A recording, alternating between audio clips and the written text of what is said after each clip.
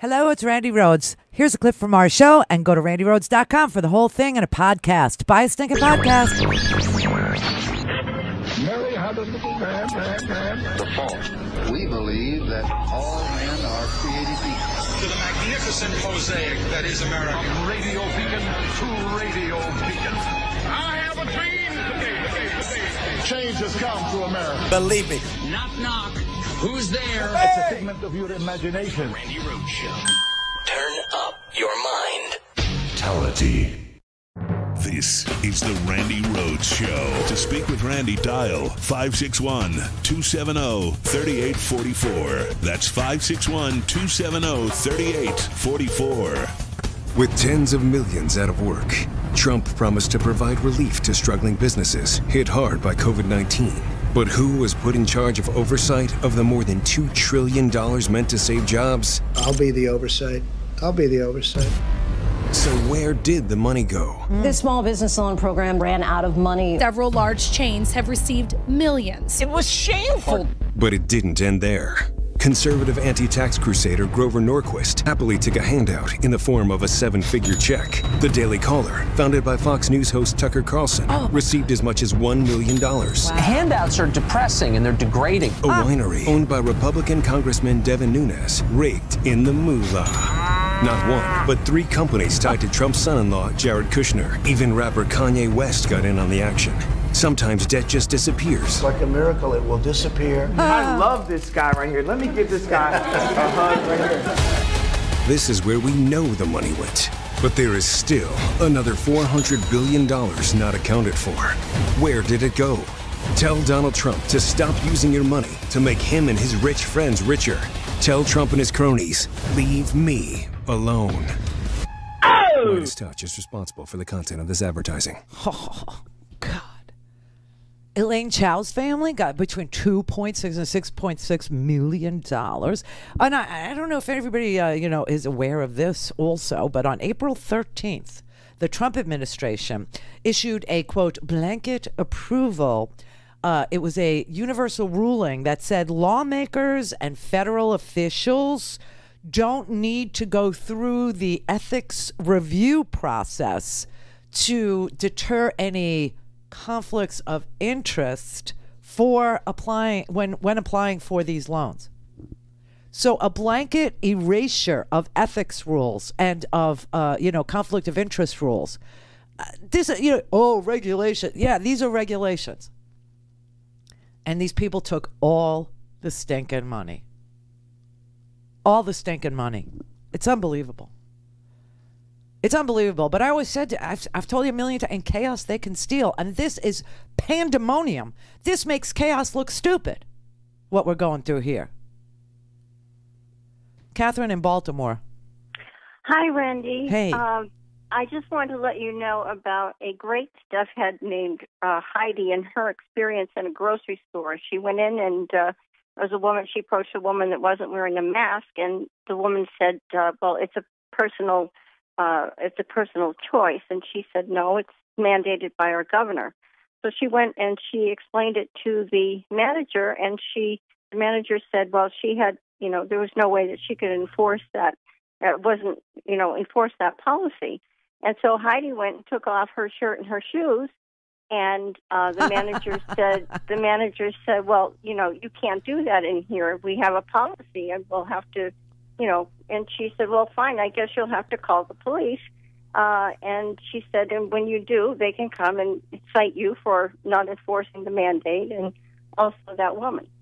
So that's exactly what happened. They were dumb enough to call the police, and the police came, and she also had a copy of the governor's mandate in her purse because it made her so mad that people weren't wearing masks. Yeah. So did you see the crazy Qaren over the weekend that went into Target and just tore apart the Target? Target sells masks. Oh yeah. And did you see the guy in Fort Myers, Florida? I think it was at the Costco, screaming at a 60-year-old man like a soldier would. Yeah. Getting in his face. Yeah. I did. Yeah. The only reason why I don't play these things, I have the crazy Qaren, and she got arrested, by the way. And when they followed her back to her house, her garage looked like a NASCAR garage. I mean, she had like a Range Rover and all this fancy stuff. And her husband was standing in the doorway like, see, I told you my wife was back crap. I told, take her. They said she had a $40,000 Rolex on. She did have she had a gold Rolex, a $40,000 gold Rolex. In fact, you want to know what her business is? This woman does public relations. Oh, you can't make this stuff up. No, you can't. They're just not. But she's a QAnon. She's a crazy Qaren with a Q. She said that she was she was videotaping the police. So I could play the one in her garage because I don't think she curses in the garage. This is when they came to arrest her. Okay, and she was telling the police officer that she represents the world for QAnon, and she's a reporter or she's a spokesperson. And I love her husband just standing in the doorway, like by the laundry room in between, and he's like, take her, just take her. Like, she's welcome nuts. to my world. Right, welcome to my world. My wife's been bankrupt for a really long time. Wow. So I know. I have all of these, but this they is drained the swamp. They did everything that Donald Trump was elected to do. You can read about it on Twitter. You can read about it in the news. All of the deep state politicians, all of that stuff has happened. It's done. Okay. So I was hired to be the QAnon spokesperson. The QAnon spokesperson. I cannot. It's a secret. What do you mean? Like I can't give you any classified information. You don't have clearance. You don't have clearance. Okay. You don't. You're a spokesperson, correct? For the White House. Yeah. For the White House. Call Donald Trump and ask him if you don't believe me. Do you have his phone number? Do I have his phone number? I'm on the phone with him all the time. I'm wired. Okay. I think we have enough here. Okay. All right. Can you put down your phone? No, I'm not going to put down my phone. Like I said, I'm wired. Okay. All of this is being broadcast live. See your husband standing there? Where's it being broadcast? Everywhere, all over the world. All over the world? All over the world on Instagram, yeah. Millions of viewers. Okay. So, say cheese. You're on candid camera. Okay, thank you. CBI or 1039? CBI. Okay. Melissa, what do I mean, you spin around and just put your phone down. What? First, okay? I need you to put your phone down. Oh my God. I'm sorry. Right? I'm sorry. You're doing it to me because I'm Jewish. You're doing it to me because I'm Jewish. I have no idea. You're doing it to me because I'm Jewish. This is a Nazi fucking game. You're doing this to me because I'm Jewish. This is Nazi bullshit. She was broadcasting to the entire world. There were 83 people on that Instagram feed. 83 people.